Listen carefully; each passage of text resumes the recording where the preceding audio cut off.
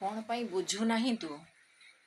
ଅନ୍ୟ ଲୋକଙ୍କଠୁ ବୁଦ୍ଧି ନେଇକି ବାଟ ଚାଲୁଛୁ, ଠକିଯିବୁ।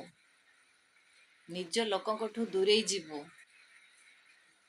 ନିଜ ଲୋକଠୁ ଦୂରେଇ ଗଲେ ହାରିଯିବୁ। ସଠିକ୍ ରାସ୍ତା ପାଇବୁ ନାହିଁ।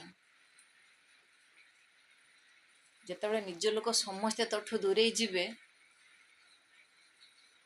ଚିନ୍ତା କରିବୁ, ନିଜକୁ ନିଜେ ଭାବିବୁ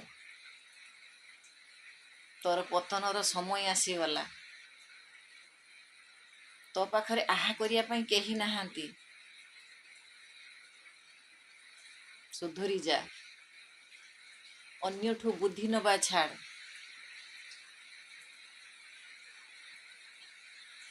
ସମସ୍ତେ କହିବେ ହଁ ମୁଁ ଅଛି, କେହି ସାଥିରେ ରହିବେ ନାହିଁ।